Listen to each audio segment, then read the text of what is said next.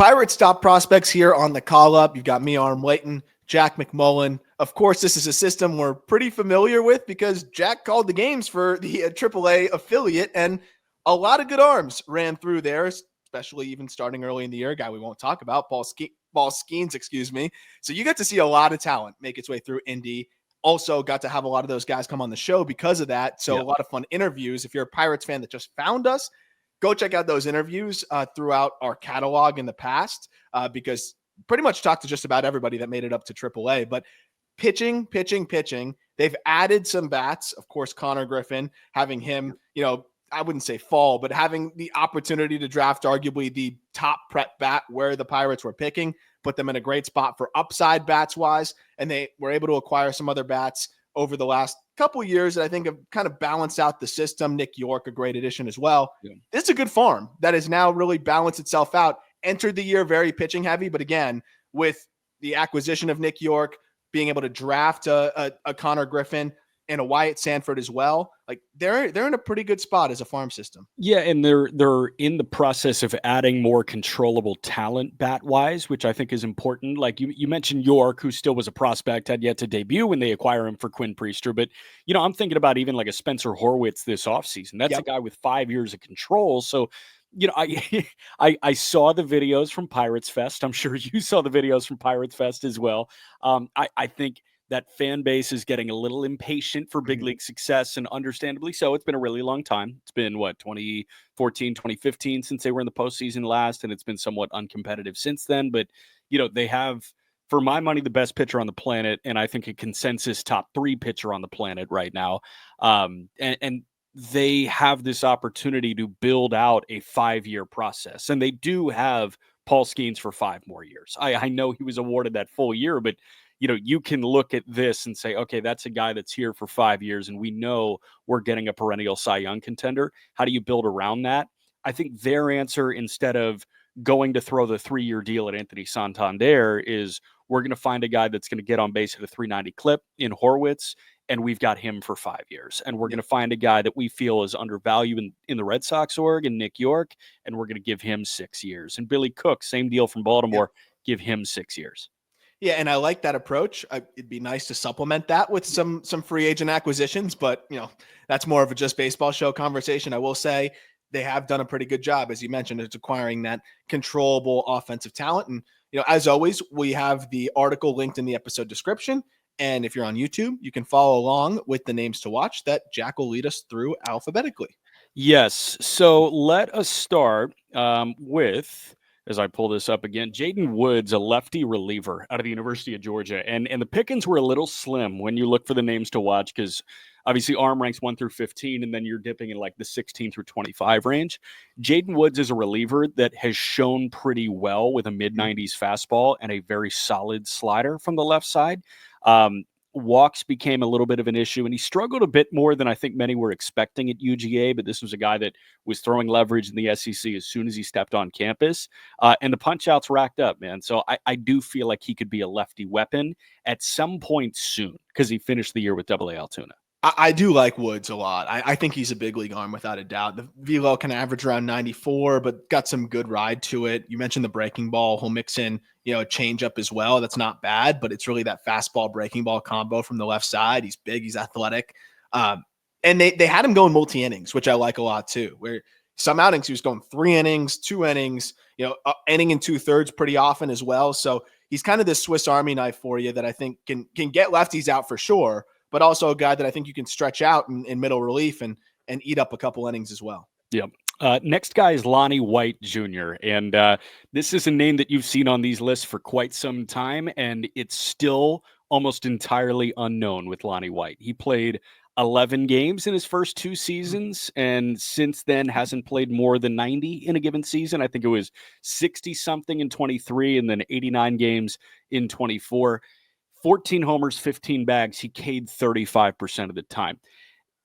I think the 21 draft is funny because they underslot Henry Davis, and then they take 2 football players away from like 4 or 5-star commitments. Lonnie White was going to play both at Penn State. Bubba Chandler was going to play both at Clemson, and Bubba has proven to be the better quarterback. Lonnie White, I think, was a wide receiver too, and he was going to go do that at Penn State. But He's clearly hyper athletic. The problem is staying on the field and putting the ball in play. And staying on the field is so important when the big hurdle is putting the ball in play, where you need to develop and get ABs to do that, right? Like, especially a multi-sport guy, that generally those multi-sport guys are not focusing on baseball as much as, a lot of their peers that are drafted in the same area or just drafted, period. So you're hoping that as they focus on baseball more and get those reps, that they'll become more hitterish and all that good stuff. And Lonnie White hasn't been able to do that because he hasn't been available. So part of that, I think, is why you hold out a little bit of hope still as he enters his age 22 season. But on the flip side, it's got to happen this year. And I'm not saying happen like he has to become a just dominant hitter all of a sudden, but we need to see him make some progress here and get that K rate under 30%. Like, he hits the ball hard, he absolutely flies, but there's just too much swing and miss right now, and it's because he hasn't had a ton of opportunity to really develop. Yeah, and it has to happen this year because I think he's Rule 5 eligible next year. And it's like you run into that area where if you're Rule 5 eligible and you haven't shown anything to be close to added to the 40-man roster, it's not a Rule 5 thing. It's like are you really still a prospect type thing? Yeah, that's usually that's usually the marker, like the timeline reminder there, where it's like, ooh, okay. Yeah, it's like you've been here for a long time, man. Yeah. Yeah, exactly. And it's a totally different case, but I think about Espino in Cleveland. I think about Daniel Espino, who all of a sudden became Rule 5 eligible. And it's like, okay, well, we just really haven't seen you do anything because you've been hurt. This guy, he's been hurt. And at what point does the prospect intrigue fall off entirely? And I think we're there with Espino, and we're getting there with Lonnie White. Yeah. Yeah. So next guy is Johnny Severino. This was a very underrated pickup in the Carlos Santana deal at the 23 deadline. It was like, oh, who did they grab from the Brewers who was a 7-figure IFA guy? It wasn't a DSL flyer. This guy was bigger than most when he signed. He was 6'2", 185 at time of signing, I think. And he's slugging .490 in his minor league career. He had 16 homers in 84 games. He's definitely in the high teens. I would venture to say he's 16 or 17 in this system, no? Oh, for sure. He was one that I definitely was looking at right on the edge of the top 15. If the EVs were a little bit more substantial, I think it would be a no-brainer.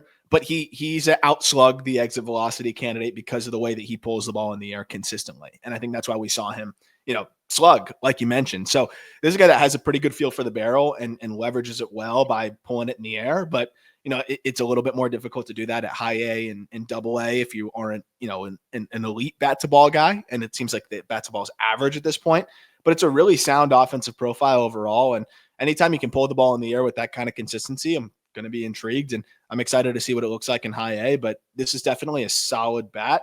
Probably going to play third, but they still plug him in a little bit at shortstop, and maybe can be this utility infielder type. Yeah, I've got a new name for these kind of guys. Carlson Reed is our next one. I want to call them who, what, when, where, why, how guys, because it makes no sense that this guy was this good in 2024. Pirates had another one in Charles McAdoo. They traded him to Toronto for Isaiah Kiner-Falefa. A who, what, when, where, why, how guy, because you have so many questions as to why they were so much better in pro ball than they were in college ball. I think Quinn Matthews is probably the highest profile example of that. It's like, you're different. Why? How? Carlson Reed is a guy that had ERA over 6 at West Virginia. He could not find the strike zone. People were hitting him. Yeah, he racked up some Ks, but that was about it. He walked over 5 hitters per 9. They gave him a shot in the starting rotation after he was a reliever in the Big 12. And all of a sudden, this guy rips out 108 and 2/3 innings at a 1.99. Like, what? Yeah, it doesn't make sense. And I think a big thing that helped him was he finds a heavy fastball as well. So he's got the four-seamer, but then he's got a sinker as well that's allowed him to get more ground balls, and then a slider and a changeup. But I think being able to just get those ground balls with the sinker, considering that it was hard for him to string together strikes, early weak contact absolutely helped. But then also that slider and changeup, those are both really good pitches. It just comes down to the command. The strike rate was still low, 59% across the entire arsenal. But when you have the early contact inducer, you can overcome that a little bit. Yeah. But this guy's got good stuff, man, with the pair of fastballs and the force and the velo difference is really interesting too. The four-seamer average 94, the sinker average 92.5. So you have like two distinct shapes and velos, and I mean that's going to cause you to roll over quite a bit. And then the slider and changeup, again, were both very effective. This is a really intriguing arm where even if he has to go back into the bullpen because the command is limited, clearly the stuff's going to play and can play in multi-innings. Yeah, no doubt.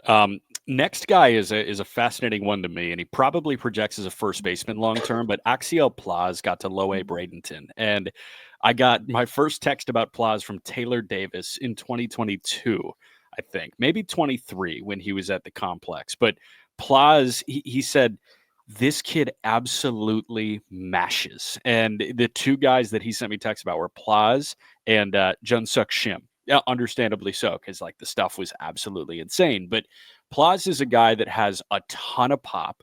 He's got minimal defensive value behind the plate, it seems. But why can't this guy be their version of a Ben Rice or a Rafael Flores? It seems like he can mash a little bit. Oh, 100%. I mean, this guy hit a ball this past season 112.5 miles per hour, 454 feet. And he was 19? Yeah. I mean, at the time that he hit it, I think he was 18. So the power is crazy. He's going to swing and miss a little bit, no doubt about it, but he managed it enough. It's just, how often is he getting into that power? It's kind of surprising to see him not slug more than he did, but you could kind of chalk a little bit of that up to just the Florida State League and catching and, fatigue and all that stuff. But like 90th percentile of 106, like when he runs into him, he runs into him.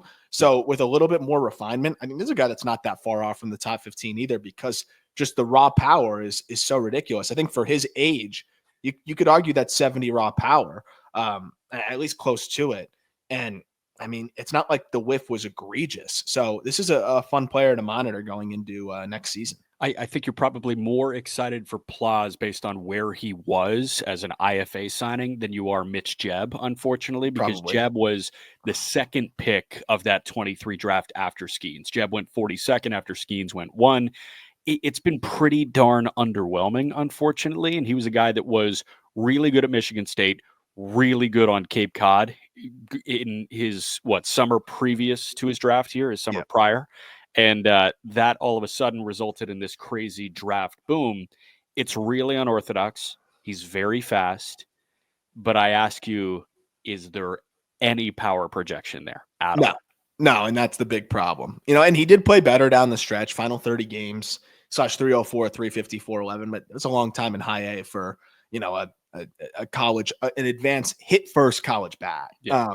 I think it also doesn't help that he really projects at second base. Like, I think they try to find some more value there for him, and they've been putting him in center a little bit at the end of the season, just to maybe lean into a super utility type.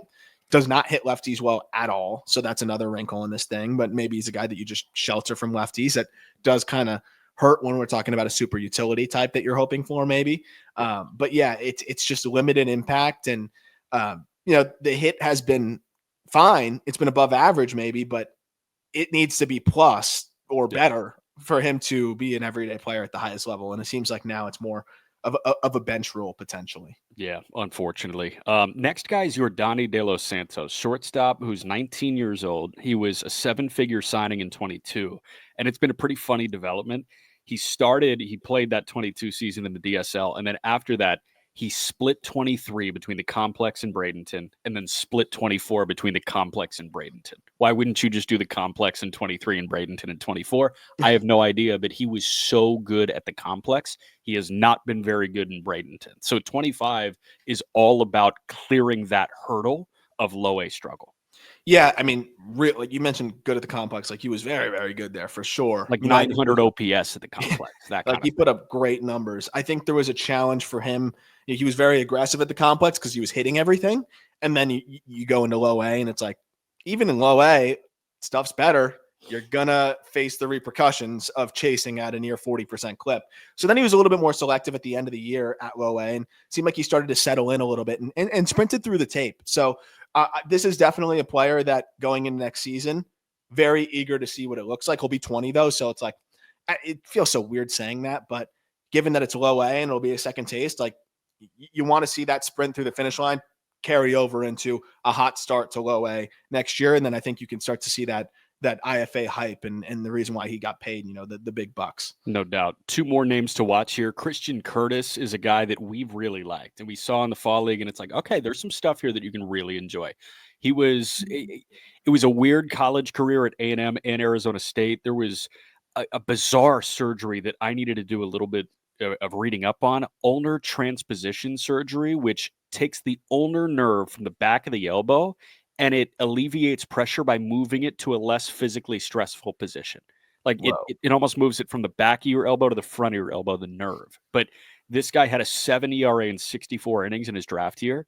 And then he bounces out, has a 4 ERA in 75 and a third this year in low A. He's 6'5". He's a big body. He can run a heater to the upper 90s. He gets good ride on it too. It's an interesting guy to monitor that was so hampered in college. Yeah, and that's pretty much the only reason why he's probably not in the top 15. Because if you look at the stuff is gross. Like, it's really good, man. It's fastball, curveball, slider, changeup, cutter, sinker. Like, and all of them play well. You know, the tough part is when you have a 22-year-old arm with high octane stuff and this vast, array of pitches. Sometimes those whiff rates and in-zone whiff rates and chase rates will be a little inflated because it's just a little bit more of an advanced arm, just kind of picking apart younger bats. Yeah. So that was a little bit of the reason why I just kind of wanted to wait and see what that looks like in high A and beyond that, because his arsenal is just ahead of most of what the bats that he was facing are used to seeing. But we did see in the AFL that, it looks like that stuff can play. So he could be a solid swingman option. And I'm very interested to see how he, continues to develop, but fastball average 95 this past year. And, you closer to 95.5. And I mean, if he's able to hold that velocity 6.5, I think there's also a lot to like here too. I feel like with these names to watch, like this, as much as any system, you can make the case for 4 or 5 guys so easily jumping into the top 15 with a good start to next season. And I think a little bit of that is an indictment on the bottom 5 in the top 15 and some of a testament to the top 5 that we're talking about in the names to consider. So like it falls off after 10, this system. Yep. It does kind of seem that way. But a guy that is going to graduate very quickly, and I'm sure Pirates fans are well aware of, is our last name to consider, and that's Billy Cook. And Cook was acquired at the deadline for Patrick Riley. That was a very mutually beneficial deal. I think Riley's awesome, and I think Riley could blossom into a decent reliever or a back-end starter for Baltimore. But in Cook, they get a guy that can handle the short side of a platoon at the big league level and can play corner outfield and can get by in center and can play first base. There's some defensive versatility here, and it's probably why they felt comfortable non-tendering Connor Joe this offseason to have Cook on the roster. Yeah, I mean, I love these kind of savvy, sneaky acquisitions here that, you again, I would rather see the offense addressed with a proven free agent, but if you're not going to do it, or if you also need to backfill a little bit, this is a great way of kind of converting something that you have a ton of pitching depth into, a little bit of a weakness with what you're limited with offensively. And the way that he fits a role so nicely too, right? Where you're not just hoping that, oh, let's go get this 25-year-old, now 26-year-old, kind of utility guy who doesn't have space on the big league roster with the Orioles.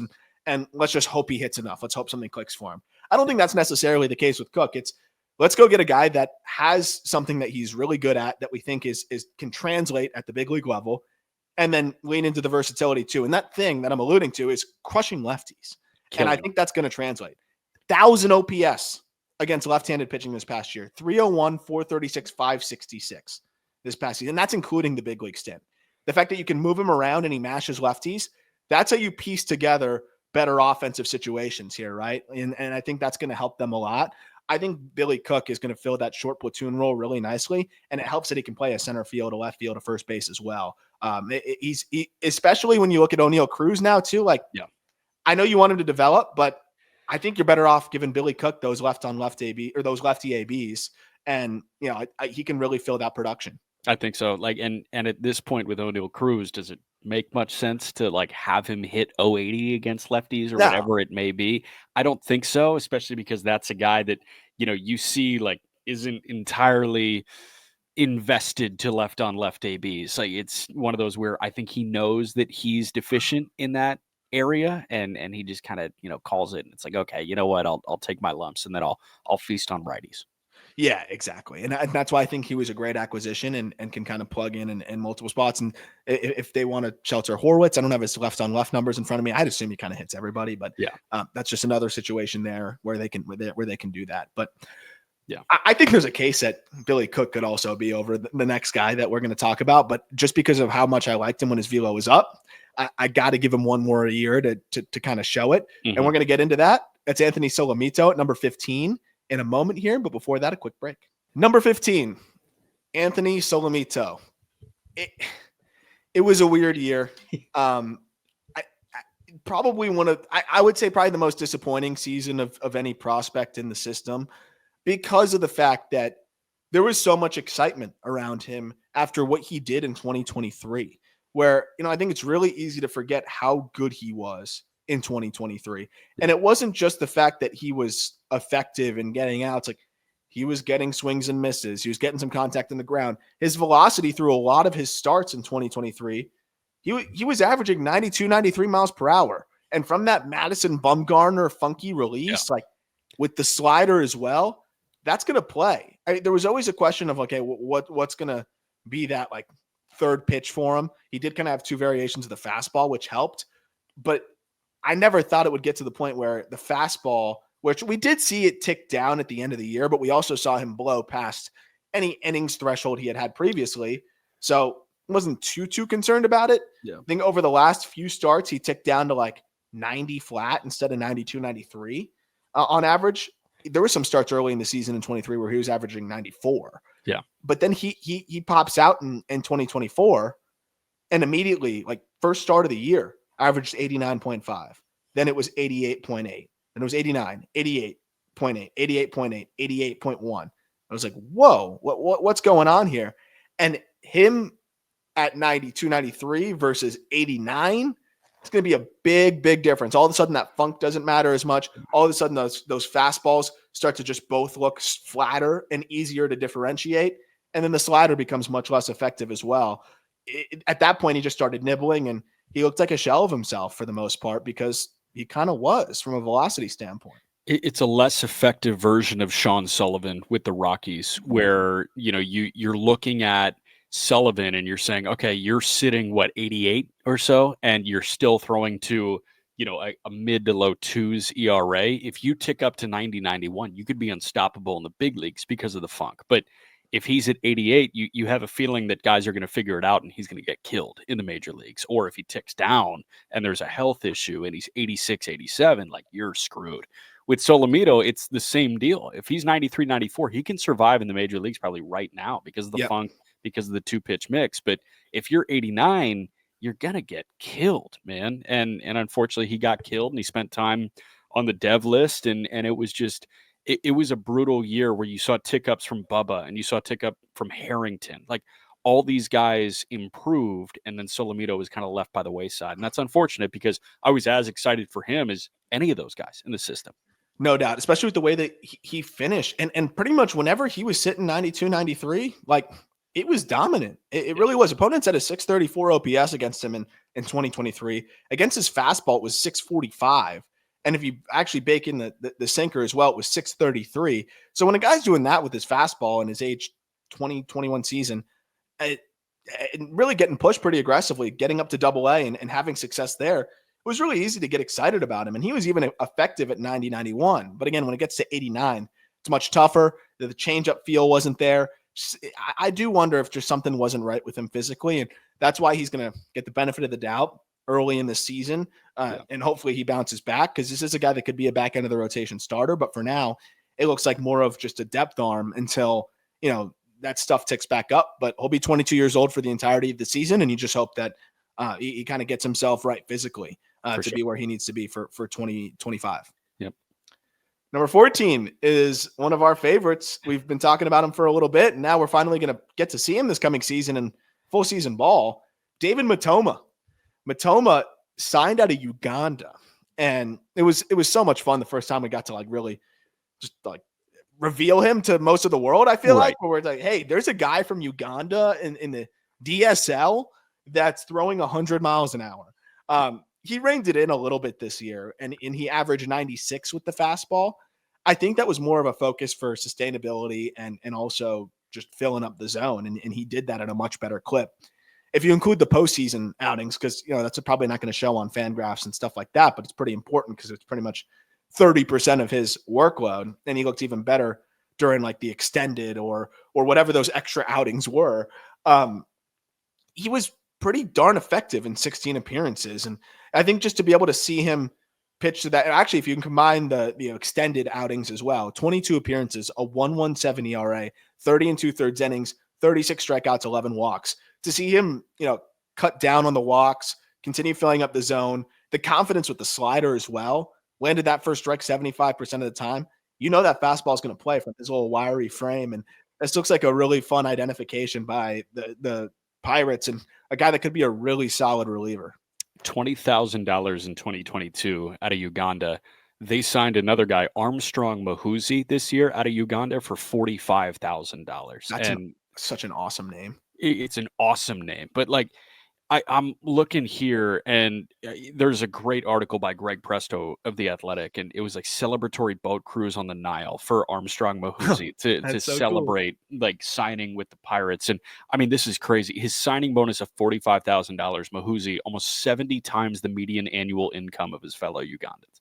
It's just absolutely insane what these guys come from. And the fact that Matoma came from Uganda and is throwing 101 miles an hour, this is a rare breed, man. Lean into it. Baseball is global now, man. And I'm excited to continue to see prospects pop up from areas of the world that we have not really been used to. And I'm hoping that's why I'm rooting extra hard for Matoma, because it should be an awesome story. But clearly he's kind of helped pave the way for more and more players to potentially keep, coming out of Uganda and other countries that were never even bothered to be scouted before. So very excited to see what he'll do. He'll be at low A, I'm assuming, this year. Maybe not right away if they want to continue to be careful, but he's also still only 18 years old. He'll be 19 in a couple weeks. But I mean, this is a guy that if everything progresses the way you hope, could be a closer type of arm. Yeah, no doubt. 13, Tsung-Che Cheng. Shortstop, really more utility type, I would say, at this point, and probably what he will ultimately be at the highest level. You can't dream on a ton, but you also can feel confident that he can fill a big league role, I think, because of the way that he can pick it at shortstop. He's a good runner.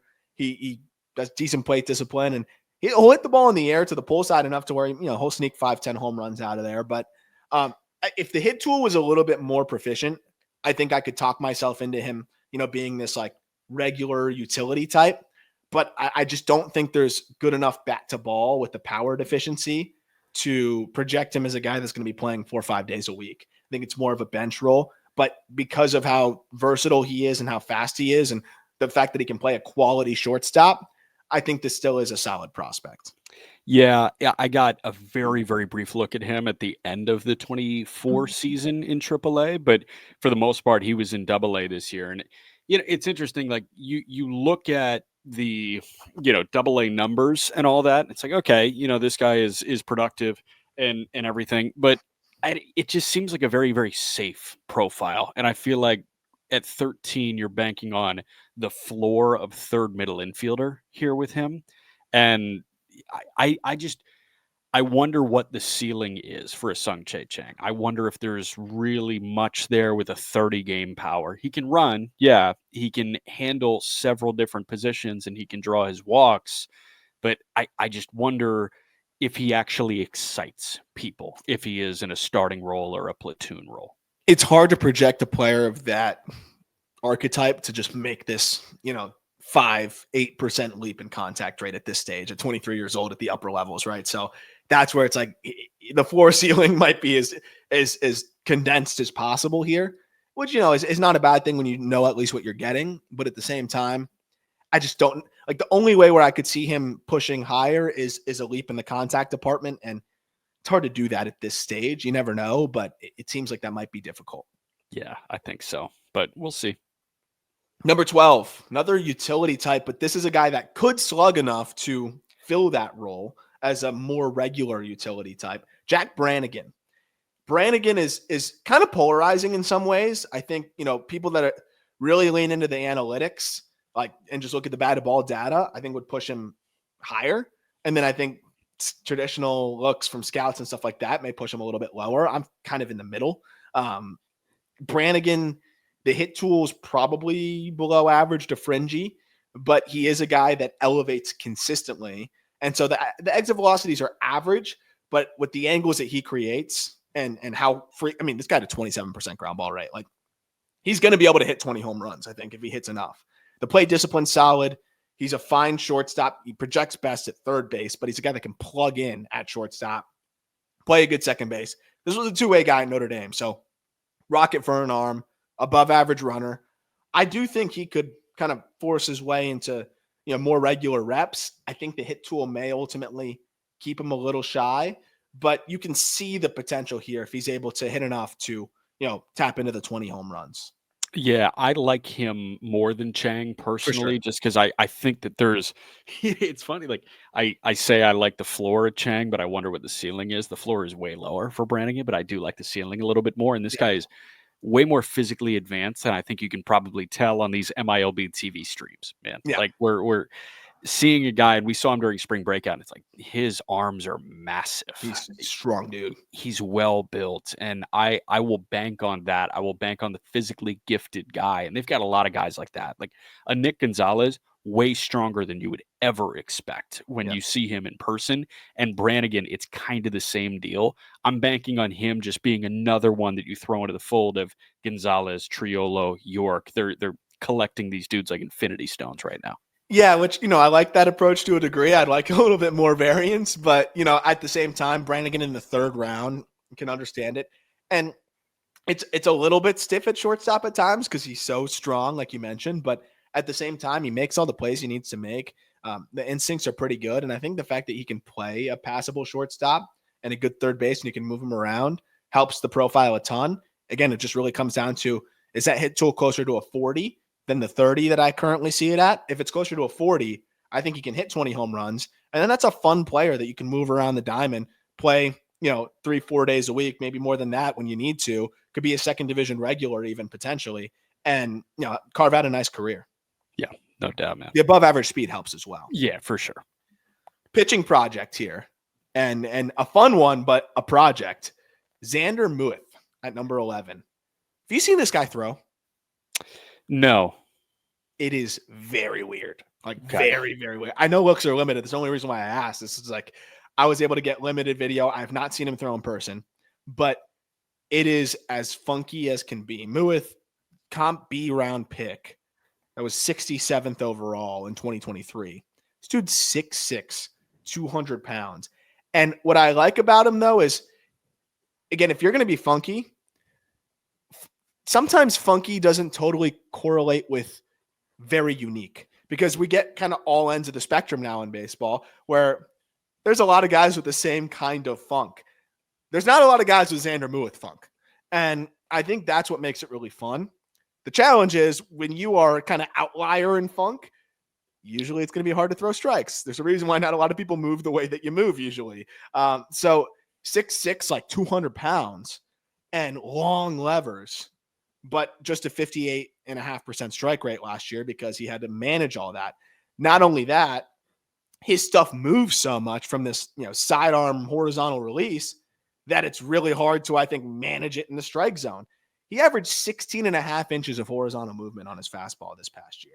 So, I mean, when your fastball is moving that much from a horizontal release, it's going to be hard to command it. But when you talk about horizontal separation here, his best pitch is his slider.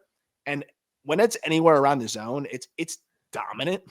And think about how much the sweep would play up from a 6'6" sidearm release with the kind of, just horizontal action that he can get there. It really allows it to play up because even from that release, it's more the gyro slider that a lot of these Pirates pitchers that talk about trends in a system, gyro slider, gyro slider, gyro slider throughout this Pirate system. But because he's so horizontal with the fastball and from his release, it allows the horizontal separation to play up more, even though it's a gyro slider. So you're kind of getting double the benefit, helps you kind of create more whiff in the zone. And that's why I think that those two pitches will make him a really good reliever at worst, especially if you assume the stuff will tick up to the mid 90s from 94 from what he averaged. But, the command's got to come along. The changeup looks like it could be a good pitch, but he landed it for a strike 46% of the time. It's a work in progress here. If he starts landing that from that slot, it's going to be gross. And I'm watching it right now. Yeah, frosted tips, by the way. I don't know if that's the best look there, Zander. But you know what? He's 6'6". He's super repeatable, which fascinated me. Like I'm just watching kind of pitch by pitch, and it looks pretty darn similar each go around. And I find that fascinating with a guy that is that long and that limmy. So if he can find that repeatability, you assume that the changeup strike rate elevates from 46%, and you assume that he can really find that changeup from that slot. Think about it as like like a longer Luis Castillo, right? Where Castillo is so horizontal, he's figured out a way to turn that sinker and turn that changeup where it is an elite 2-pitch mix for him. And by the way, he frisbees a slider, Chaz Rose style. You kind of have that Castillo starter kit with him right now, and this is clearly a good project for them. I like that you bring up the repeatability of the larger mechanics, because he is a good athlete on the mound. I think the challenge now is repeating that very fine release point when your arms are, as long as an NBA wing, and the difference between an inch up and an inch down can really cause him to, or a little bit behind him or a little bit in front of him, can cause him to lose that arm side or tug it a little bit when you're running 16 and a half inches, horizontally. So I think the athleticism is there. This is absolutely a guy that if you're looking at like who could be the next rocket ship pitcher in the system, I don't think you need to look much further than Zander Mueth. I'm with you. It's fun. It's very fun. Another answer though, at number 9, actually. So I'll skip. I thought I got ahead of ourselves for Hunter Barco. First, Mike Burrows at number 10.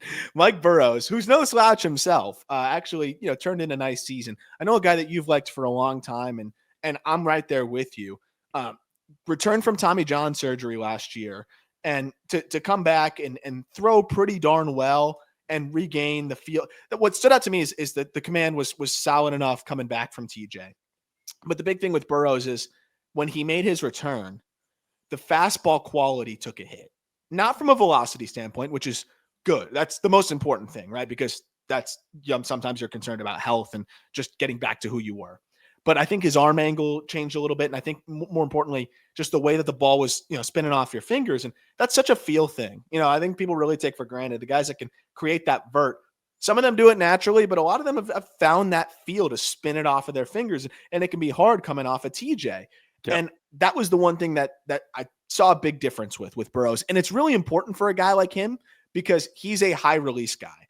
And if you're a high release kind of over the top type of dude, the flatter that your fastball is, the more it looks like Iron Mike coming right in, right? So the thing with Burrows is he was able to circumvent that by getting 19, 20 inches of vert from this very standard over the top release, which still allowed it to get whiff at the top, especially when you're sitting in the mid 90s. Also helps a ton when your best pitch is your changeup off of that, which is disgusting. So the more vertical ride that you have, the more that your changeup is going to play up because you get that vertical separation. His changeup was still phenomenal, wasn't a problem. And actually his slider was great as well. So you have the two secondary pitches that I think are comfortably big league. Like the changeup is a plus big league pitch. The slider is an above average big league pitch. That puts him in a bullpen role, even if the fastball shape stays where it's at because he's throwing 95. But this is a guy that was getting 19 and a half inches of vert at 95. And if he's doing that with the other two secondaries that he has, that's a 5-starter, maybe even a decent 4-starter. So that's the difference right now that we're waiting on. If he can get that vert back, I think this is a back end of the rotation starter or a really high quality swingman.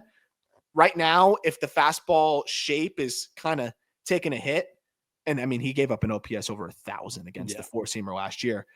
He's probably more in that bullpen role where you could stretch him out. You could use him in a lot of different ways, and he's going to be a solid big league arm one way or another. He blew out at a tough time.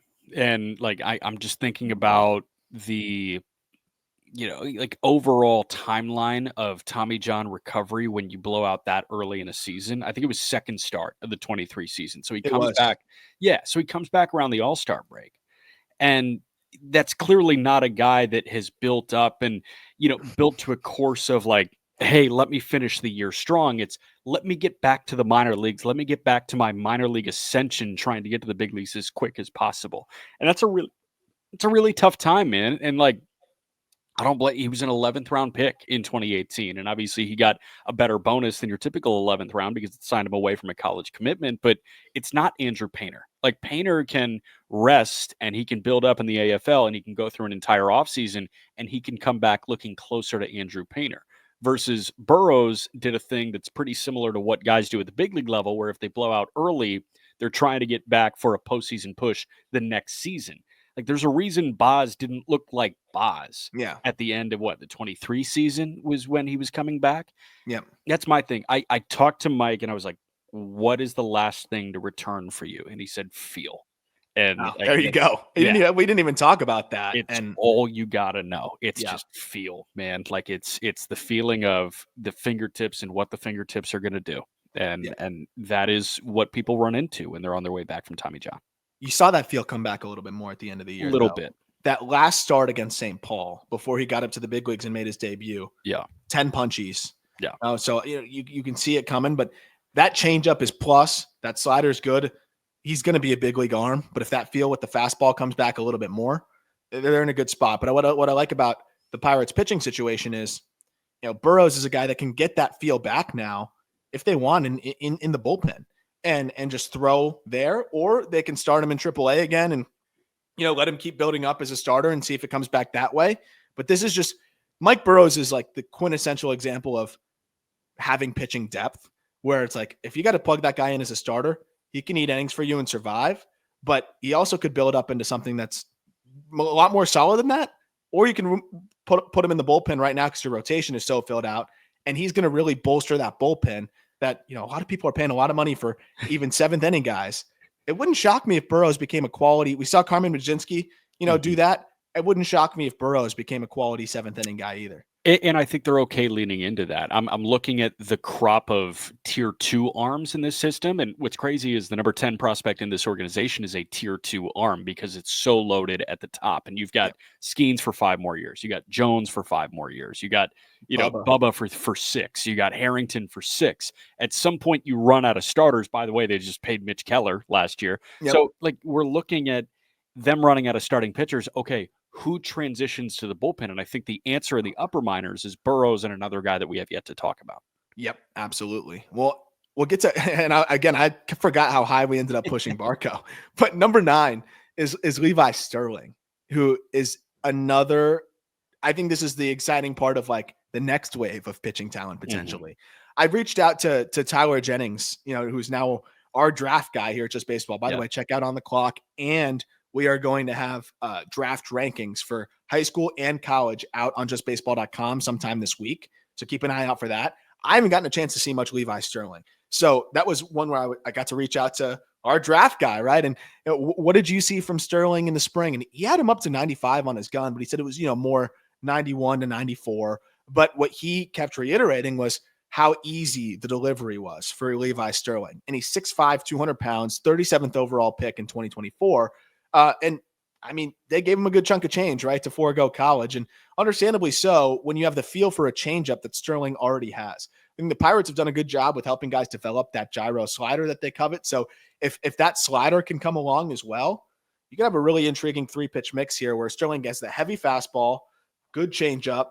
If you can find that slider, he's got a good and easy, smooth delivery. He's a big guy. There's clearly room for projection. He's pretty young. I think there's a lot to like as Sterling gets ready to make his pro debut this coming season. I haven't seen any of Levi Sterling, so I can't even pretend to add something here. But if you like him more than Mueth, okay. I'll fully believe you here. But just looking at the overall build, the measurements, you got 6'6", 200 Mueth, and you got 6'5", 200 Sterling. You assume they come from different slots, but you're banking on these guys working, and another two-way player that they just throw on the mound. Yep. They love this thing, man. Don't forget Skeens was a two-way guy. I like the athletic. I like it too, man, because you're going to have that smooth, easy delivery a lot of the time. The thing why Sterling gets the edge is you have the projection still where you can easily see him grow into more velocity, but you also have the floor being a little bit higher given that he can get ground balls. He already has this advanced feel for a changeup, which you just don't usually see from a 6'5" high school arm. And he's got the potential with 2 breaking balls as well. This is a pretty high floor arm, relatively speaking, when we're talking about 6'5" prep, starters potentially. I forgot that Jared Jones was a two-way guy too. I'm just trying to rack my brain for there's your theme in this system. Yeah, it's like, okay, Skeens was an 1100 OPS guy at the Air Force Academy. Jones was committed to Texas to do both. Bubba was committed to Clemson to do both. Sterling is here too. Harrington walked on as a shortstop at Campbell. Yep. Like all these guys hit. What the Yep. heck? And it seems to be working, right? Yeah. I think the only guy that wouldn't be an example of that, I think, is Hunter Barco at number 8. Now it's finally Barco time. Yeah. Barco kept getting pushed up because when I saw the velo uptick this year, the further he got removed from Tommy John surgery, the more you could really see the vision of why this guy was a first-round prospect before going down, at the University of Florida. 24 years old this season, so I think they're going to push him a little bit more aggressively. He finished the year at Double-A, where in 2 outings had plenty of success. But this is the classic 2 years removed from the TJ, seeing a pitcher move the way that he naturally moves again. And this is a really unique delivery too, right? It's kind of that Sean Manaea cross body delivery that's just going to allow everything to play up. So when that fastball is now 93.5, which is what he averaged this past year, instead of, low 90s, 91, 92, and at times he was even 90 flat, that cross body delivery is going to play up even more. And then the slider being his best pitch from there. I don't need to tell you how a slider is going to play up from that cross body delivery. Right. And then he found a splitter and this feel for a splitter that, like, the consistency strike wise could be a little bit better, but that's a good pitch that all of a sudden looks like it's given him a really solid third offering. He's got all the goods to be a quality starter, but I think the fallback of him in a relief role, he could be high leverage, no doubt. But I think with the development of this splitter here, this is a guy that absolutely could be a solid, number 4 starter type. And, I think could push through the minor leagues pretty quickly in this age 24 season. I really like the Lodolo comp that you throw out there in the arsenal. Like it is very similar to Lodolo from a frame perspective, from an angle perspective, from a pitch mix perspective. And Lodolo is one of the best prep lefties that I've seen in a while. And Barco, you mentioned, was trending like that before he went down at Florida. Yep. This guy, if he's 95, 96, game changer. Yep. You're going to really struggle with that fastball. Really struggle. And I'm glad you mentioned that because I forgot about that part of the write-up. Yeah. When I was looking at release points, because it's so unique, there was not really any like that close in terms of the horizontal and vertical, like orientation there. Yeah. Lodolo was the closest, and the stuff kind of operates similarly. Yeah. And I think that's what you can look at and say, okay, 93, 94, touching 5, like that's going to create really difficult angles for hitters. And when you look at what lefties did against him last year, 154, 258, 231. It's a 489 OPS. So the floor is already like, get lefties out at the big league level, I think. But the ceiling is really solid, big league starter potentially as well. Because it's not like he had a problem getting righties out either. They hit 230 with a 640 OPS. And that's because the slider works both ways. And if that splitter command can get closer to 60% strike rate, it's kind of mid 50s now, I think you're going to see a guy that has a lot of confidence on the mound, especially because of the fact that he knows with the angle that he creates with that fastball, as long as he's sitting 93, 94, he's going to get swings and misses and be able to erase hitters' counts, pretty easily with that fastball. So this is one of the guys I'm very excited to see this year. I think if he's holding that velo, he's a guy that could, start to force his way onto, top 100 consideration just because of how effective and easy, like those are the guys where you can just see it translating to the big league level so easily because of the, release and the examples at the big league level that, where that stuff and those characteristics just always play. Yeah, and it was fun to monitor Altoona at the end of the year in a weird way because while you had Solometo tick so far down in 24, Barco was a guy that we were very impressed by in spring breakout. And then for that to translate in Greensboro and Altoona was awesome. It was like refreshing where it's like, okay, we saw it and we were validated throughout the course of an entire season, which is nice. Last thing on Barco, final 6 starts or appearances of the season. They managed the innings a little bit. Like he would mix in just a relief appearance. I think they just wanted to get him used to throw in every 5th day still, even as they were managing his innings, but still final 6 appearances of the year where I think it was 4 starts, 19 innings, 28 strikeouts, just 4 earned runs, and he only walked 3. If he's filling up the zone and not walking guys either, it's really easy to see that number 4 starter, kind of archetype. For sure. Another guy that I know you're just going to be like, oh, you. And it's another one where I'll give credit to Tyler Jennings. It is so nice having Tyler now that just be able to like college guys I've seen and I'll dig into data, video, whatever it may be. The high school guys, it's real limited, man. Some I can get a lot more than others, but just being able to ping our draft guy and say, what'd you see with Sanford? Like so helpful. Wyatt Sanford checks in at number 7. Another guy that I know Tyler was very excited about. And it sounds like they did a great job with this draft class overall. Sanford, another toolsy infielder here. And the Pirates, the funny thing is, they have a very clear willingness to shoot for those types, even though they haven't developed them well. Keep shooting, I guess, right? Like I'm cool with that. You could go 2 schools of thought. You take the Konnor Griffin and then go higher floor, or take the Konnor Griffin and go with another fun athlete and just hope one of them works out. Yeah. Sanford is another good athlete, man. I would say, the swing is pretty refined though for how much of a like athlete he is in the second round. Like generally, you're going to find those guys being toolsy and like no mechanics there. The swing's pretty smooth overall from the left side. It's just he could get the lower half a little bit more involved. He starts stacked on his back leg to try to, but you can see he's still kind of figuring that out and learning how the body moves and everything for him. But you could see the potential for 15-ish home runs.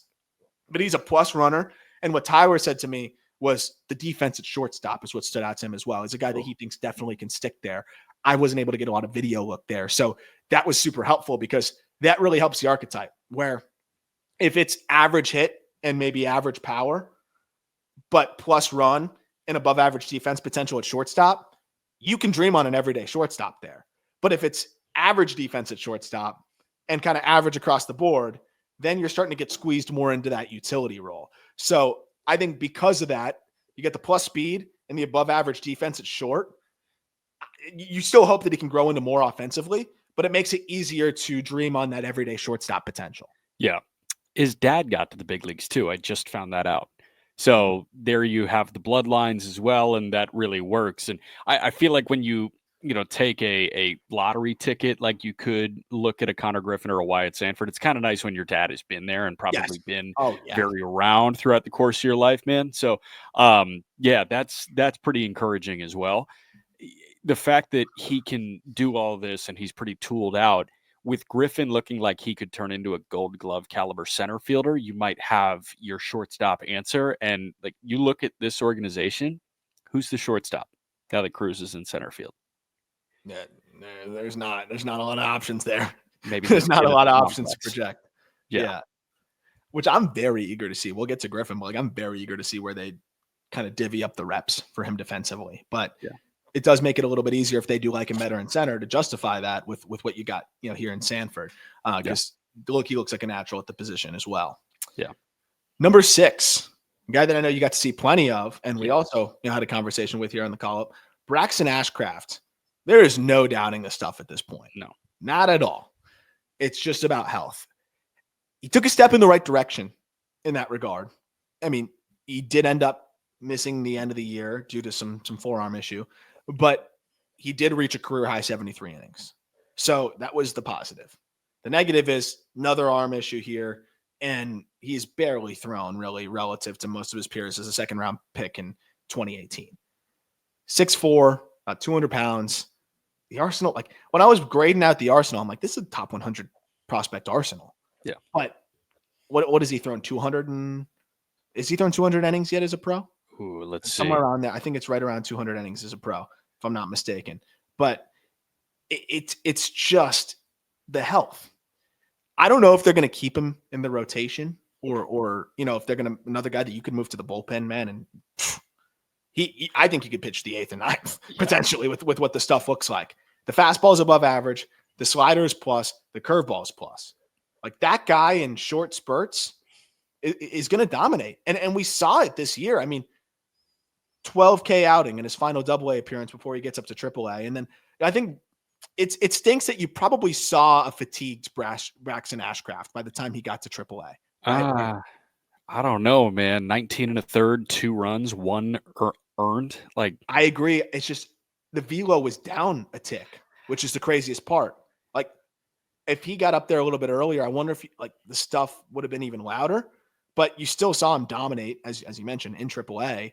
But I even wonder if that was even him still not even at 100% at that stage, and he was still effective, which is the craziest part. It's 3 above average, borderline 2+ pitches.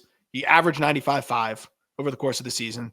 And the command of the slider is crazy. And the command in general for a guy that has the stuff that he has is nuts. But 75% strike rate on the slider, Jack. I mean, what stood out to you above all, like being able to see him a decent bit at the AAA level? Well, he pitches pissed. He pitches as pissed as Jared Jones, and I think he channels it in a positive way, much like Jones, where it's like, I'm better than you, and I'm going to beat you right now. The mentality on the mound was a sight to behold, and I think Pirates fans are really going to love watching him pitch when he gets there, whether that's in a starter role or a relief role. They have a lot of guys that pitch pissed, and I think Jones is a guy that does that. I think Bubba, you're going to see do that. Ashcraft does that. Kyle Nicholas does that in the bullpen. Garrett Cole did it way back in the day for them too. Cole did it too, man. Like Glasnow did it, and Glasnow couldn't find the strike zone, but he was pitching pissed too. And they find guys that channel anger in a positive way. But the thing that impressed me is, you said, okay, maybe slightly fatigued. He walked 4 guys. He faced 79 hitters. So it's like, even when he is fatigued, this guy in 23 and 52 2/3 walked 11, and in 24 and 73 innings walked 12. He is around the strike zone, and he's upset with himself when he's not around the strike zone. He wants to be flawless in his execution, and that desire to be flawless probably plays better in a relief role where he can just let it eat and bounce back after he misses upstairs with a heater. The other thing, that curveball, you texted me the other night, like, is it plus? Yeah, it's plus. It's firmly plus. I think that thing could be closer to plus because it is the curveball that I want all of my pitchers to throw. If I could build a guy in a lab, I want 12-6 movement in the low to mid 80s, and that's exactly what it is. Well, especially when you don't really have a changeup, like he throws it occasionally. It has decent shape, but it's just he doesn't really. That's the one pitch he doesn't really command well, right? So if you don't have that changeup, downer curveball, that's going to spell lefties, and that's exactly what he did. He threw it 25% of the time to lefties. They hit $160 against it. And then you can still go to that slider as a third pitch. But, for left-handed hitters, if you get into the cadence of fastball slider, you can start to pick things up a little bit easier. That curveball takes them off the trail. That's what I was going to ask you, though, is from an Arsenal perspective, you've got the lefty, killer with the curveball, and the slider he commands so well that can also get lefties out. Righties, same thing. You go fastball slider, but the curveball is still so good that it can get righties out.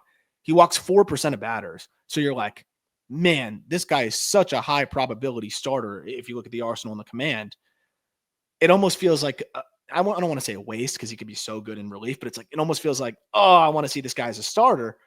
But are you at the point here where it's just, let's keep him on the field and he could be really effective as a reliever and you could be honestly, you could be a closer with how good the command is too. Like, I think people sleep on that with closers. Is like the best closers throw strikes too, because you don't want to walk your way into it's bloop in a blast, walk in a blast, blown save. Like a lot of the best closers are not volatile command guys anymore. I think he can almost be a closer with the stuff. So I think that'd probably be the only way to justify it is if you truly think he could be pitched the 9th, which I think he can, I guess. Like, where are you at? Do you think it makes sense to transition him into high leverage now and just try to preserve his health as, he's continued to struggle to stay healthy? I mean, going back to what you mentioned, man, he was drafted 6 years ago and he's thrown 235 innings. Yeah. Like, I think the answer is there. I do think that he can handle the 9th Arsenal-wise, and I think you need to find out if he can handle the 9th. And I don't think that there's many bullets that need to be wasted in AAA with him. Please don't. I think that you can have him up there throwing the 7th in March, and if you find a partner with Bednar's, he becomes a little bit more expensive. If you find a trade partner for your Pittsburgh boy, I have no idea if they're going to move him or not, or if he struggles like he did last year, all of a sudden you're looking for a new closer, and I think he can step into that role. This is what irritates me about the Pirates' lack of spending, though, is I agree with not spending on the bullpen that much. You've got guys that I think can their highest paid player last year was a reliever. Like, you've got guys that can go out there and shut it down. Like, I think Nicholas takes a leap. I think Ashcraft's going to grab a spot and be a good reliever. We mentioned Burrows can be a reliever. Majinski's sweeper is gross. Looks really solid. Bednar can't be worse. But, like, you have all these young guys that can plug in. 100, man. That teams would kill for. Yeah. Allocate all the money to a bat and feel good about it. But, again, I don't want to just keep beating a dead horse on that front, but I don't think Pirates fans will be upset with us doing that. No. Number 5 is Termarr Johnson. We're going to get to that in a moment. One more quick break. All right, so here's Termarr, number 5. I knew we were going to get some pushback on 4 versus 5, Should I just make that case when we get to 4? Yeah, go ahead. Like, let's lay out Termarr, and then we'll make the case why 4 is better than Termarr. And again, it's not as much of an indictment on Termarr as it is credit to 4. Yeah. But Termarr, look, I'm seeing him in the Arizona Fall League. You watch him get his A swing off and barrel a pitch, and you're like, okay, well, that's why he is, he was such a highly touted high school prospect. That's why he is such an exciting player. Like the bat speed, you can't teach that. The swing when everything's on time is beautiful. But when everything's on time is an important caveat here. Mm-hmm. It's a huge barrel tip. There's a lot of moving parts, and he loves to catch the ball way out front, which I'm okay with. Like, you want your contact point out front, but to a certain degree. And I'll talk more about the contact point in a moment. But I mean, the fact that he does have that contact point out front and still is selective is impressive, because usually the further out front you want to consistently make contact, the earlier that you have to make swing decisions, the more you're going to chase. It's not a problem for him. He is incredibly selective. I always go back to that spring breakout game where we're sitting behind home plate. I'm watching him spit on balls, a ball off the plate, a ball and a half off the plate. And there's a difference between like just taking it and it happens to be a ball, and a confident take that it's a ball and you can just see the way that he's moving in the box. Like, his takes tell you a lot. He sees the ball really well, and that's going to serve him well. The bat speed you can't teach. But with the whiff still being what it is, and clearly him making a concerted effort to cut down on that, and he did. The strikeout rate was cut down. He was challenged, in high A in his age 19 season, and then got up to double A at the end of the year. But he also is a guy that likes to make contact out front, playing in a very hitters-friendly Greensboro, right? So isn't it quite hitter-friendly to bandbox? Yeah. And we just didn't see him tap into the power. And like, he needs to. He's like, the realistic outcome for him is not going to be the plus hit. We've talked about this, that he was lauded as an amateur. The great news is that he still has a path to being a really solid big league regular, but that's more through the Max Muncy type of production, which is going to be walk, slug, and just when you get in the air, it's a good chance it's gone. And like, that's what I see from Termarr. I was just surprised that he didn't get there in Greensboro, especially considering that it seemed like a perfect environment for him to do so. Fair. So the question then becomes, like, if he does lean into that, can that future game power grade go up to 60 or 65? Yes. Like, is the raw there to match the game at 60 or 65? For sure. What was concerning to me was that, in this effort to make more contact, we saw the EVs kind of take a hit. And I think without a doubt, if he's selling out a little bit more, and I don't want him to K 35% of the time, I don't think he will, because the plate discipline's good enough. And like, he already gets his A plus swing off most of the time. We talked to him about it. Like, when he needs to rein it in, he will, but you can do that, when you're down to 2 strikes and whatever it may be. But his 90th percentile dropped all the way to 103 miles per hour last year, which, that's just slightly below the big league average, which is not concerning. But if you're a guy that wants to lean into the power, like, his 90th percentile was 105.2 the year before as a 19-year-old. So clearly there was this like effort a little bit more to rein it in and make more contact, but mechanically he didn't really rein it in. So he's still going to whiff more. Like, the contact rates were only marginally better. So I think there's just a little bit more of like putting the ball in play early and maybe not getting his best swings off all the time, even though it seemed like he's still trying to do so. It was this weird catch-22 where it felt like some weeks I'd watch him and he's getting it off all the time. And, sometimes you're whiffing more, but other weeks it was like, okay, I'm going to rein it in a little bit. And you're just kind of giving away ABs. I think he ended up settling on, let me get it off. And we talked about that as much as possible. But I think you need to also do that by also tapping into the power consistently. So I felt like he was very stuck in between of like who he is as a hitter. And that's tough. Yeah. I'm just thinking, like, you make the Muncy comp. You know how many teams would kill for Max Muncy? Yeah. 30.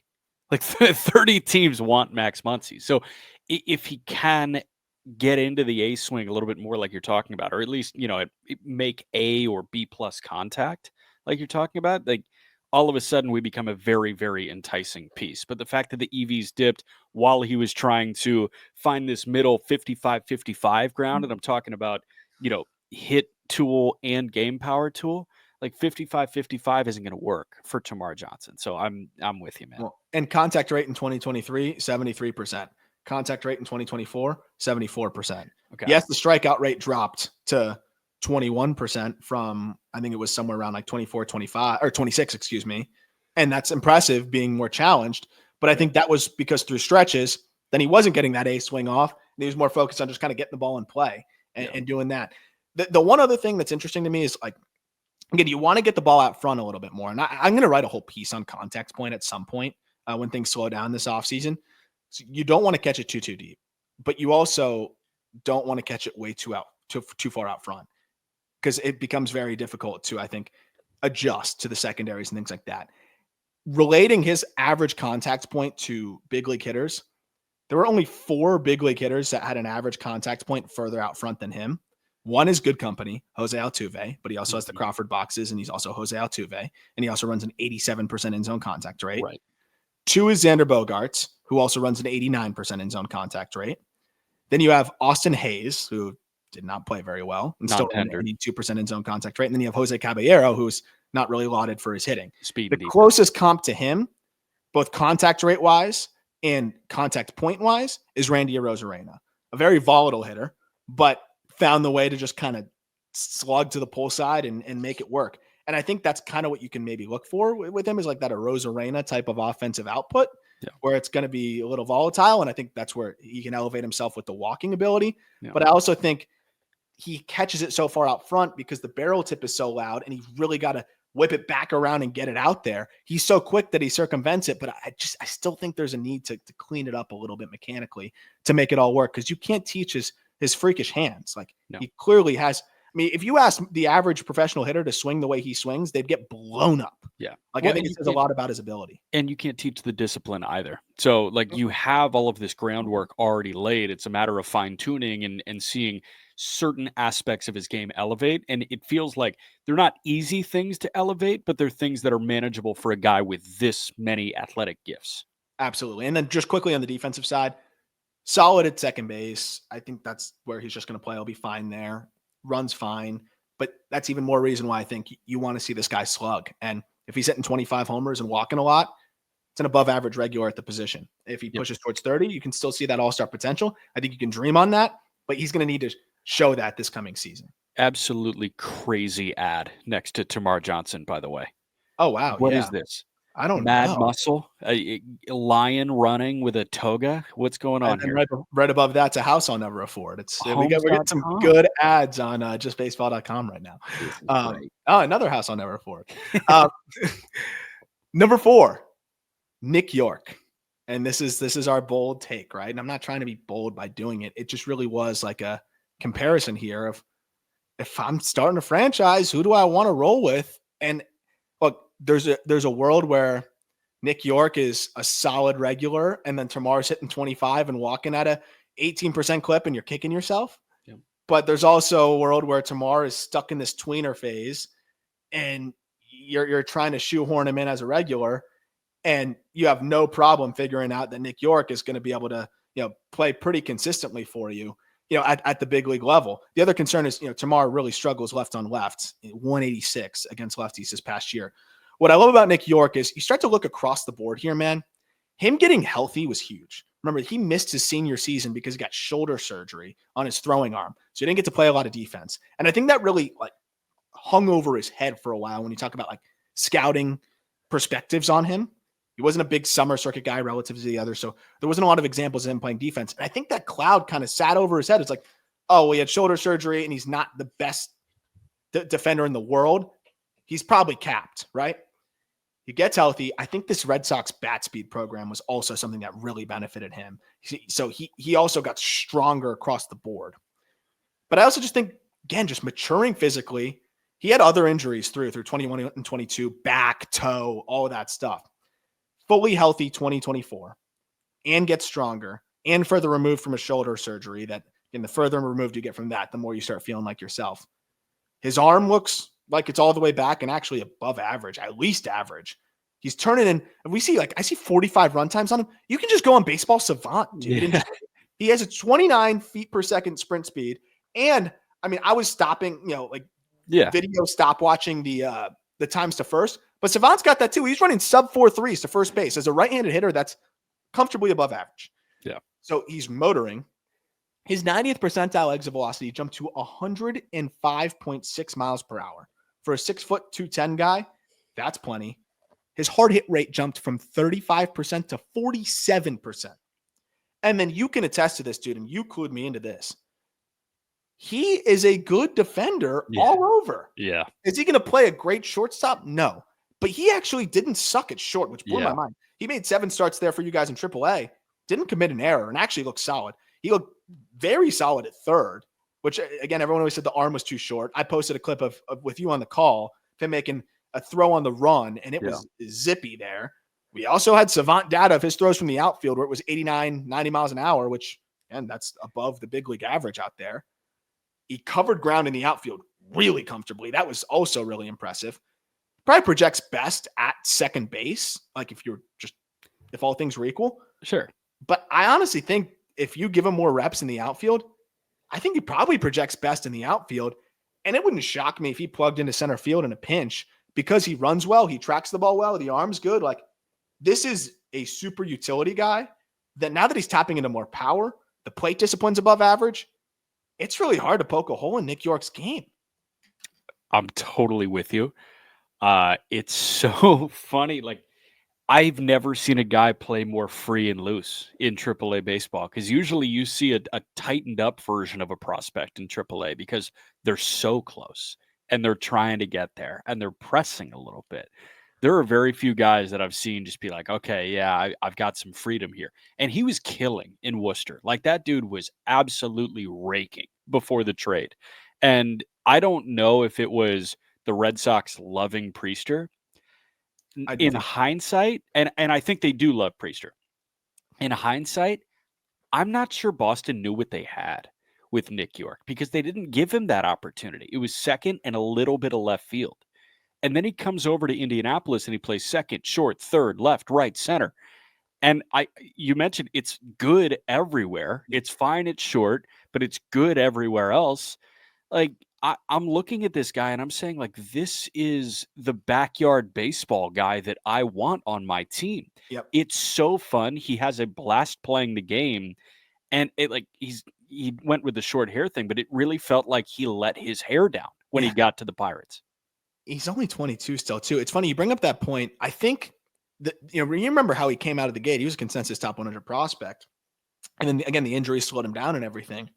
And he was experimenting. We talked about it on the show. Like, there was a point in time where I'm like, I don't know what to do with this guy. Like, we talked about, like, the different setups of Nick Yorke, where I watched ABs week after week after week, where it was a different setup. He was searching, but he's also searching because I don't think the feels felt right because his back was jacked up. And like, you're trying to find the right way to move for your body when you're compensating. This front office is not the front office in talking about the Red Sox, that drafted Nick Yorke. So they didn't see the best of Nick Yorke. They took over kind of seeing some of the worst of Nick Yorke and then saw him coming out the other side. Christian Campbell's playing out of his freaking mind. He's kind of squeezed out a little bit there. So you see an opportunity maybe to sell high on a Nick Yorke, but I also think it was very much an opportunity for them to add a Quinn Priester, who, if you are a pitching development ball club like the Red Sox now are, and you have a pitcher like Priester who super cerebral, can spin it like few others, but hasn't been able to put it all together, you're so excited about that template, right? For sure. So I think that was why this is going to go down as a really even swap. But when you look at what Yorke can do, I think the Red Sox maybe overlooked the sustainability of what he's able to do. And I think they definitely overlooked the versatility here, because the second he went over, to Indianapolis and then Pittsburgh, even, a lot of confidence to move him all over. I was shocked. I'm like, I thought they were almost experimenting at that point. Maybe they were, or maybe that's how good he looked in practice and warmups, whatever, out there. He tracks the ball really well. I think he's actually going to be a fine defender in either corner. They may even roll him out in center because of the speed, if they want to try it, here and there. Again, third base, I was very impressed. And then second base, he's going to be fine there. The other thing is how hard he's hitting the ball with his speed. It's going to make him a high BABIP guy, I think. He has a flatter swing, but I also think that's helped him find where he wants to be. And it's just going to be more doubles. I think the EVs are impressive, and it's going to be those line drive homers. And now that he's got a 90th percentile of like 106, like, it's going to be those line drive homers. Yeah. The only concern is against big league pitching, does it start to result in more ground balls? That's the one thing to watch. But that's pretty much the only nitpick I could have is like hard hit launch angle, right? Which the average launch angle on balls hit 95 plus is below 10 degrees. That's usually where I start to say, it's going to be hard to slug, but that's something that you can raise your sights just slightly and not, not compromise who you are as a hitter. I think he's going to have a good year, man, at the big league level. And I think he's going to be a really valuable piece for the Pirates this year. Look at the alleys in Pittsburgh, man, especially from a right-handed hitter. Like, he peppers left center. Oh, dude. yeah. I mean, he could be a 30-35 double threat, and he could be a 10 triple threat with his 45 grade run times. What is his 60? It's 60. Firm 60. He's a 60 runner, and he stole more bags than he ever had this past year. Yeah, man. I think we're going to see the best in Nick Yorke in 2025. One of my favorite players in terms of just like underrated that I'm excited to watch this year. Yeah. Number 3, another one of our favorites and underrated for sure is Thomas Harrington. And we've talked a bunch about him. We've had him on the show as well. And I'm going to link each of these conversations under the write-ups. So by the time you're listening to this, you can click on the write-ups, with the article under each of the players to check out. I'll say like, check out our conversation with Thomas Harrington. But I know that was a fun conversation for you. Plus command of 3 above average pitches is really easy to get behind. Second round pick in 2022. Yeah. What I love is this is a guy that creates vert. Low release, high carry. That's always going to play. But then when you've got the 2 secondaries off of that, the changeup plays up from there. The slider plays up from there. The cutter might, be closer to an average pitch if he could locate it a bit more consistently, and that would just give him another solid offering. Yeah. And then he even does mix in like a get me over taste breaker curve here and there. But it really is the 3 above average pitches here with plus command that's going to make Thomas Harrington, health dependent, but a really solid number 4 starter for a very long time at the big league level. I want to find the game log because there were a couple starts in AAA where it was like, 80% strike rate. This guy is running strike rates that we haven't seen, and he's doing it with every single pitch. He is top 100. Is he one of the better command guys in the top 100? I would assume so. Yes. He might be the best command guy. I'm trying to think I'm thinking who else would be up there? And who else is ripping a 72% strike rate on the fastball, a 68% strike rate on the slider, a 76% strike rate on his cutter? If he's up there for sure up there. Okay. Yeah. This was the one that I was looking at. August 17th at home against St. Paul. 7 shutout innings, 2 hits, 2 Ks, no walks, 63 pitches, 50 for strikes. 63 pitches, 50 for strikes in 7 shutout innings.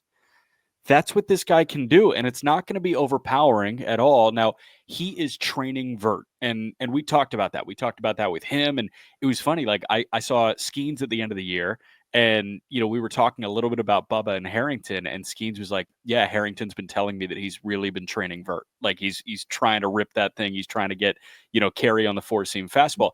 If he gets plus carry on the 4-seam fastball, and that can turn in, based on shape and based on release, to 60, like working off of a 60 fastball with a slider, with a changeup, with a cutter, with everything else that he can do, it's kitchen sink with a good fastball from an unorthodox release.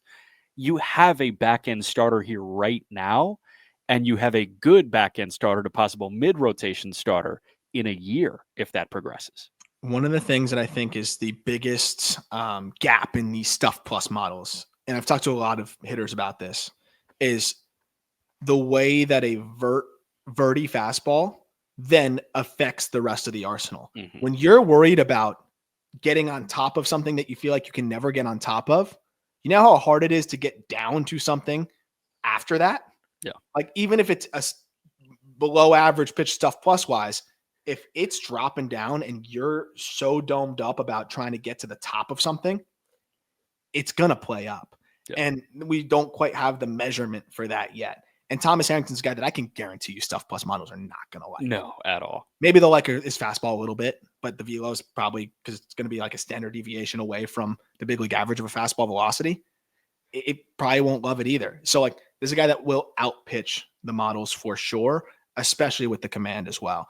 And another guy, it's like, where does he fit in? He's big league ready. Where does he fit in? He's their 5. I think by the end of the 2025 season, you're looking at Skeens as the 1. Jones and Bubba as the 2-3. Keller, the extended Keller, is the 4. And I think you make space for Harrington as the 5. And Falter goes and Oviedo goes, or Oviedo moves to the bullpen. Like, they're going to make space for 5 years of runtime of Skeens, Keller, Jones, Bubba, Harrington. I wonder if they maybe after this year they try to find that trade partner for Mitch Keller. If he I think it makes sense if they get the right offer yesterday. I think it makes sense. I think there's a lot of teams that you could, and maybe you circle back to the Red Sox, see if they want to have a little conversation. How about Baltimore, man? Yeah, forget them. Forget them. Number 2. I mean, this is one of the reasons I'm the most excited about living down here in South Florida now. I get to watch this kid play. Yeah. Konnor Griffin. Not much that we can add other than what we've talked about, out of the draft and all that stuff. And anything that we're going to say, you already know if you're a Pirates fan, or just in general. This guy's a freakazoid. He's, in terms of upside, top in the prep class. It's 1A, 1B with him and Rayner. I had the slight edge to Rayner just because the swing is a little bit more polished, but then I've already been seeing some video. I don't try to buy too much into that, but I've already seen some video on social of Griffin, like looking like he's been working hard on his movements in the box and looking more natural. BP's one thing, but again, like he looks more physical as well, like scary. So that's why it's so fluid with these kids. Like you don't know what they're going to look like right out of, spring training. So what's not a debate at all is that Konnor Griffin has superstar potential. The question is just the hit tool, right? I have him as outfield. He could be a plus shortstop because he's another guy. He was a pitching prospect as well. Right? This is a guy that could have been a borderline first-round pick as a pitcher, but clearly wanted to be a position player. And I mean, I would make that decision every day of the week if I could go first round as a position player versus pitcher. Yeah. He can play a really good shortstop, but I think he could be an elite center fielder, like elite center fielder. With the strides that he has, the speed, the way he tracks the ball, his arm. I talked about it where like this isn't his ceiling, but I think like one of the solid outcomes for him is like in the type of production that he can achieve is that 2024 Brenton Doyle, where it's like it's red everywhere on Baseball Savant, and it's just a question of can he hit enough? And I think that's going to continue to be the question. But Brenton Doyle is the premier defender, I think, one of in center field, and hits the living crap out of the ball, throws the ball 106 from the outfield. Like Brenton Doyle's not even a finished product of Brenton Doyle. He's going to keep getting better and better and better. Griffin's way ahead of where Doyle was at his age. But I'm just saying, like, if like the solid outcome for him is something along those lines, of course, you can dream on more than that. If he's able to plug in at shortstop too, and you have this like Cedon Rafaela type of thing going, but he's got 70 raw power, I mean, you're dreaming on a superstar here. It just really comes down to where's the swing at? Can't steal first base, and we're just going to have to wait and see how he handles professional pitching. It's funny. I just pulled up the top 10 center fielders in baseball are voting, and that's not public yet, but that'll be live on justbaseball.com, I think, next week. Brenton Doyle, consensus top 6 center fielder in the game, and you had him at 5. You were the high guy. So we're talking about a guy that, I mean, you mentioned, like, even if that question remains about the hit tool, could be a top 5, top 6 center fielder in Major League Baseball. And it was razor thin for me between Brenton Doyle and Michael Harris coming off a down year. I opted for Michael Harris instead because I think that he is as gifted defensively. And the batted ball markers are crazy. Yeah, they're nuts. So like, I'm here for it. But the fact that we're already talking about this guy having that possible upside, Doyle may be 6 for me, but he's top 2 in terms of center fielders that I love watching. Like I prefer watching a Brenton Doyle over a Julio right now because Julio, it's a little too inconsistent, and the loud is not as loud, is not as deafening as Brenton Doyle. And this guy has the chance to be box office, which I think there's some value there. Obviously, we're going off of WAR projection, like who's going to be the best player, but sometimes sexy is okay to include in the cake. Well, and again, this is a kid that we haven't really seen play professionally yet. So if the hit tool is ahead of where we thought, he found some things and looks more comfortable. If he's an average hitter, he's a star. He's a legit star. Like, so if we get the question a lot of like, who's a guy outside the top 50 that could be a top 10 prospect? Konnor Griffin's a layup answer. Yeah. And I think if you talk about guys outside of the top 40 or 50 that could potentially be top 5 prospect, I think just off the tools and the upside and defensive value, if he's hitting a little bit more than anyone thought, which happens all the time, yeah, of course, this guy could be one of the best prospects in baseball. So that's why I can't wait to see what it's going to look like. And that's going to be one of the guys, like when I'm looking at schedules and everything during spring training and everything, like priority for me to go out and see what it looks like for him offensively. And then we'll be talking about it on here, of course. For sure. Number one, not much suspense here. And a guy that I'm as excited to watch at the big league level is just about any pitcher this coming season, Bubba Chandler. Fastball, like it's arguably the best fastball in the minor leagues at this point. Him and Mizorowski, but from a guy that's consistently starting, it's right there. Changeup as well, crazy. Slider, good. Curveball, solid. Command, good, and getting better. It was a phenomenal year for Bubba Chandler. I think he did everything you wanted to see in terms of workload, in terms of feel for his entire arsenal, cutting down on the dependence on his fastball, where in the first 5 starts, it was like 75% fastball usage. Cut it down, cut it down, cut it down, cut it down. By the time you saw him, he was mixing everything in. Yeah. But don't get it twisted. He can go to that fastball whenever he wants, and you're going to have a tough time trying to hit it. It's funny, like my partner in Indianapolis, Howard Kelman, has been doing this a very long time. He's going to enter year 49. And we talked about the best pitching prospects that he's ever seen there. And it was funny. I was sitting there with Alex Cohen, who's the voice of the Iowa Cubs, who does a great job. And he was a guest on this show when we were talking about the Premier 12, because he was calling some Premier 12. And Alex, you were there for this conversation. Who's the best pitching prospect you've ever seen? And he called Randy Johnson for 2 years in AAA, and he said Paul Skeens. And we're like, dude, really? And he said this kid Chandler is up there too. And I think a couple days after that, he goes 6 no hit or 5 no hit, maybe 5 perfect. And I mean, we're sitting there watching sheer dominance at the AAA level, and that's what he was when he got there. It was a sight to behold. And we watched Paul Skeens dominate for 5 weeks at the beginning of the year. We watched Bubba dominate for a month at the end of the year. Yeah. And it wasn't that far off of Skeens level domination. Skeens does it by overpowering and by making 101 look like 110. Bubba does it by being an electric factory and that fastball staying on a string from his fingertips to the catcher's mitt. That's another spring breakout shout, right? Where sitting behind home plate, you and I looked at each other and I could hear that pitch whizzing into the catcher's glove. Like you could just hear the RPMs. Like it was rare. I told 10 Indianapolis Indians staff members before a Bubba start at home, I said, do yourself a favor, just go sit behind home plate for a half inning and just watch the fastball, listen to the fastball. And they're like, how close do I need to be? I was like, if row 1's available, go sit in row 1, because that's a unique sensation. I think there's something about these football guys. Remember, as you mentioned, committed to Clemson to play quarterback. They just rip it. They can rip it, and they can really feel it slide off their fingertips. And there's a reason why you see Skeens throwing the football, right? And a lot of guys throwing the football before they pitch. It really just allows them, I think, to rip it off their hands. I go back to the Rochester start at home for you guys. So you were obviously on the call for that. That was 9-10. Yeah. That what did you see there at that point where you're like, okay, this guy, he threw the fastball a ton that outing. I'll be honest. It was, I have it in front of me right now, 67% fastball usage. It was 87 pitches, he threw 58 fastballs. But was there anything in that start? I'm sorry if you don't fully remember everything and putting you on the spot here, but did it feel like he was throwing majority fastballs? And did it just feel like hitters were just not being competitive? Or was he mixing in everything else enough that 70 grade fastball was just going to play even at that usage? I remember that start vividly, so don't worry about that. It was a flick the glove forward type of night where it was, I'm going to give you a fastball, I'm going to give you another, and then I'm going to give you another, and try and be better than me. And for 5 innings, nobody was better than him. And, even then, I think he ran into trouble in the 6th, and he got out of it, I think, with 99 elevated to K House. Am I right on that? Look at the strikeout pitch to end his 6th.